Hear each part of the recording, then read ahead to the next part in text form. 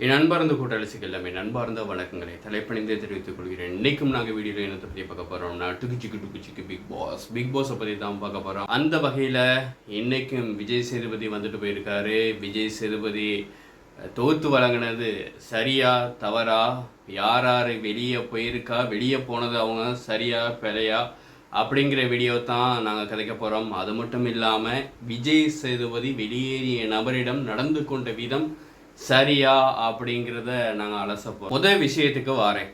அதாவது விஜய் சேதுபதி காந்தி அவர்களை நடத்தினது சரியா? முறை வந்த போதே, வீட்டுக்குள்ளே வந்த போதே அவர் ஒரு தகவலை சொல்ல வராரு, அதை சொல்ல விடலை. அவரை எந்த நேரமும் மொக்க பண்ணி அனுப்புறது, நோஸ் கட் பண்ணுறது, அதில் மும்முரமாக இருந்தார் விஜய் சேதுபதி. அதாவது அவரையே டார்கெட் பண்ணி கேள்வியில கேட்குறது. அதே மாதிரி அவரை பற்றி என்ன நினைக்கிறீங்க, அவர் சொன்ன தகவலை பற்றி நீங்கள் எல்லாம் என்ன நினைக்கிறீங்க அப்படின்றதாரு. அது ஏன் தேவையில்லாத வேலை? கமல்ஹாசன் இந்த இடத்துல இருந்திருந்தாருன்னா அவர் சொன்னது சொல்லிட்டாரு, சரி, அதை கடந்து போயிடுவார். பெண்களை பற்றி ஒரு விஷயத்தை சொல்ல வந்தபோது அவர் விஜய் சேதுபதி கடுப்பாகிட்டார்.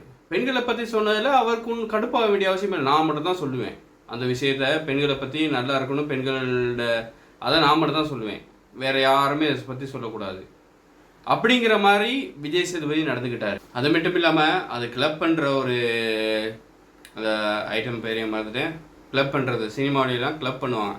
அதை யாரை மீன் பண்ணி கொண்டு வந்தாங்கன்னா வாட்டர்மெலன் ஸ்டாரை தான், திவாகரை தான். அவரை மீன் பண்ணி தான் கொண்டு வந்தாங்க. அந்த இவ்வளோ பெரிய டைரக்டர் இருக்கார். அத்தான் பெரிய பெரிய ஆக்கள், நம்பகத்தன்மையான ஆக்கள் இந்த ஷோவுக்கு வந்தால் என்ன நடக்கும்னு விஜய் சேதுபதியே காட்டிட்டார். அதாவது டைரக்டர் வந்தார், ஒரு நல்ல பேர், நல்லா கொஞ்சம் உயர்ந்த இடத்துல இருக்கணும், ஒரு சும்மா நார்மலாக இருக்கார், கொஞ்சம் உயர்ந்த இடத்துல இருக்கணும்னு வந்தார். வந்தவருக்கு அது மறுபக்கம் வந்துருச்சு. அதாவது அவர் இருக்க இடத்த விட தாழ்ந்து தான் வெளியே போனார். அவர் பக்கம் 1008 குறைகள் இருக்கலாம், இருந்தாலும் கூட ஒரு சக மனிதனாக மதித்து சரி அவரை வெளியே அனுப்பி வச்சிருக்கலாம். அதாவது அவரையும் குழப்பி அவரை பைத்தியக்காரனாகவே ஆக்கிட்டாங்க. நான் ஏன் இவ்வளோ பெரிய இது கொடுத்து அவருக்கு கைக்கிறேன் அப்படின்னு சொன்னால், அவர் விஜய் சேதுபதி அவர்களும் ஒரு சினிமாவில் பிரபலம்.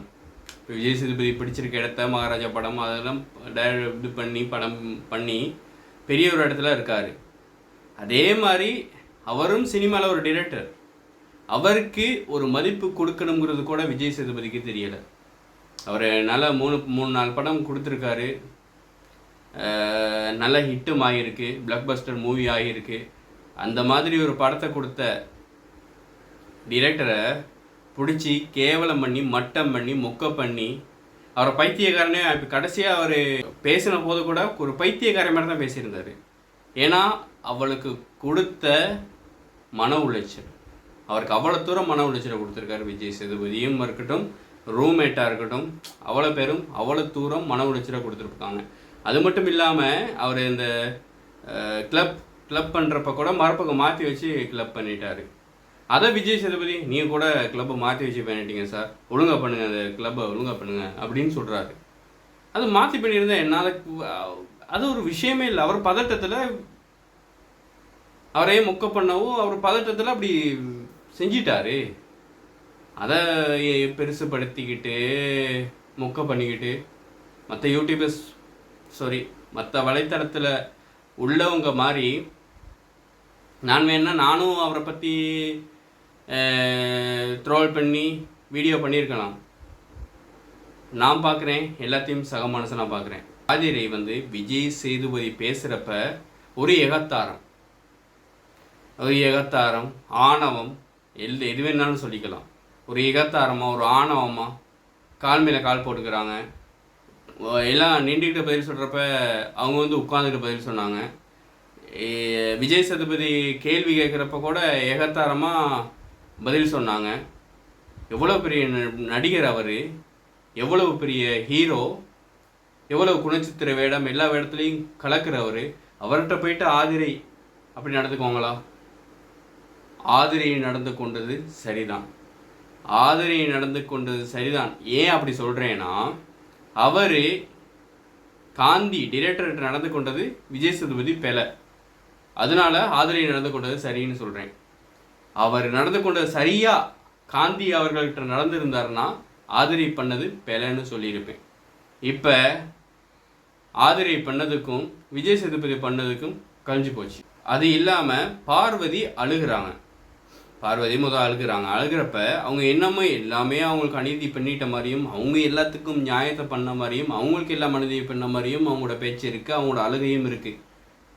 அதாவது பார்வதி இதற்கெல்லாம் தகுதியானவர்கள், அழுதுகிட்டு அப்படிலாம் பண்ணுறதுக்கு தகுதியானவர்கள். எப்படி இருந்திருந்தா, அதாவது நேர்மையை இந்த இடத்துல கேம் விளையாண்டுருந்தா பார்வதி அப்படி செய்கிறதுக்கு தகுதியானவர். ஆனால் அவங்களும் மோசமான கேமை தான் விளையாடுறாங்க, ஒரு மட்டமான கேம் விளையாடுறாங்க. என்ன வர்க்கமோ என்ன ஜந்துவோ தெரியல பார்வதி. அவ்வளவு பெரிய ஊடகவியலாளர் அப்படிங்கிறீங்க, இப்போ எல்லா கண்ட்ரிக்கும் வலைத்தளத்துக்கு எல்லா கண்ட்ரிக்கும் போயிட்டு வந்தேன்னு சொல்கிறீங்க. அப்படின்னா எப்படி இருக்கணும்? ஒரு தகுதியை வளர்த்துக்கணும், ஒரு மெச்சூரிட்டி பவர் வந்திருக்கணும். ஒரு சாப்பாடு, அந்த சாப்பாடை நீங்கள் உங்களுக்கு வேண்டிய அளவு தான் நீங்கள் எடுத்துக்கிறீங்க. இருந்தாலும் கூட ஒரு சாப்பாடை எடுத்துக்கிறதுக்கு சபரி விட்டு அனுமதியை கேட்கணும். ஏன்னு சொன்னால் பிக் பாஸ் போட்ட ரூல்ஸ். நான் அப்படி எப்படி வேணாலும் இருப்பேன் அப்படின்னா எதுக்கு பிக் பாஸ் வீட்டுக்கு வாரீங்க? நீங்கள் பாட்டுக்களை வாரீங்க, நீங்கள் பாட்டுக்களை சாப்பாடு எடுத்து போடுறீங்க. ஆனால் அப்படின்னா தான் நாங்களாம் பார்க்க வேண்டிய அவசியமே இருக்காது. வீட்டில் இருக்க மாதிரி பிக் பாஸ் ஹோம்லேயே இருந்தீங்கன்னா அதை பார்க்க வேண்டிய அவசியமே இல்லை. நாங்கள் டிவி ஆஃப் பண்ணிட்டு பேசாமல் போயிட்டு தூங்கலாம். கேம் ஷோ இதில் பல திருப்பு முனைகள் த்ரில் இருக்கணும். அடுத்ததா விஜய் சேதுபதி தொகுத்து வழங்கும் அந்த பார்வைக்கு வரலாம். முதல்ல இந்த விஜய் சேதுபதி இந்த ஷோவுக்கு வந்தோடனேயே இந்த ஷோவுக்கான ஸ்பான்சர்ஸ் குறைஞ்சிட்டாங்க. அதாவது ஸ்பான்சர் பண்ணுறவங்க எல்லாம் திரும்பி போயிட்டாங்க. கமல்ஹாசன் ஷோவை பண்ணுறப்ப ஸ்பான்சர்ஸ்க்கு ஹெட் போடுறதுக்கு டிவியில் இடம் இல்லாமல் இருந்துச்சு. ஆனால் இப்போ ஸ்பான்சர்ஸ் இல்லாதனால தேடி பிடிச்சி ஹெட்டை போட வேண்டிய, தேடி பிடிச்சி ஸ்பான்சர்ஸ் சொல்ல வேண்டிய அவசியம் இருக்குது. அதே வேளையில் விஜய் சேதுபதிக்கு கொடுக்கப்பட்ட காசுலையும் சில குளறுபடிகள் ஏற்பட்டுருச்சுன்னு சொல்கிறாங்க. இருந்தாலும் கூட அவருக்கு வழங்கப்பட்ட வேலையை சரியாக செய்யணும் விஜய் சேதுபதி. அவர் ஏற்கனவே போன ஷோ பண்ணும்போதே அவர் மொக்கை ஆகிட்டார். இந்த ஷோவை பண்ணுறேன் அதை காப்பாற்றிக்குவாருன்னு நினச்சேன். இந்த ஷோவிலையும் மொக்கையாகவே பண்ணுறாரு.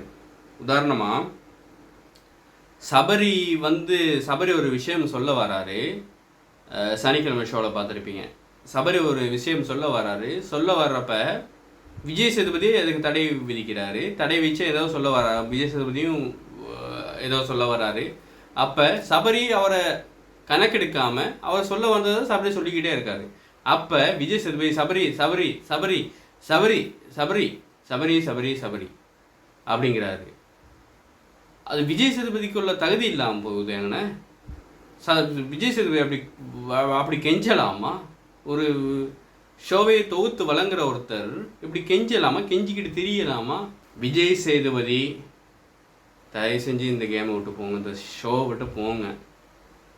பார்ப்போம், அடுத்த தடவை கலஸ்க்கு போகுங்கிறாங்க. அப்போயாவது ஒரு மாற்றத்தை செஞ்சு விஜய் சேதுபதியை தவிர்த்து விட்டு வேறு யாரையாவது போட்டால் நல்லம்னு நினைக்கிறேன்.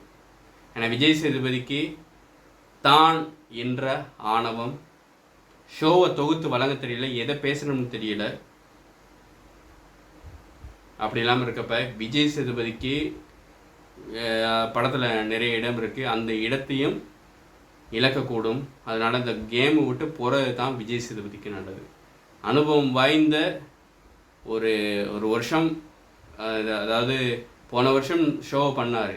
அந்த அனுபவத்தை வச்சாவது இந்த தடவை கொஞ்சம் மெச்சூரிட்டியாக கேம் ஷோவை தொகுத்து வழங்க மாட்டேங்கின்றாரு. விஜய் சேதுபதி திருந்தவே இல்லை. இன்னும் ஒரு வீடியோவில் சந்திக்கலாம். அது வரைக்கும் விடைபெறுவது உங்கள் கூட்டாளி சால்வி. பாய், டேக் கேர்.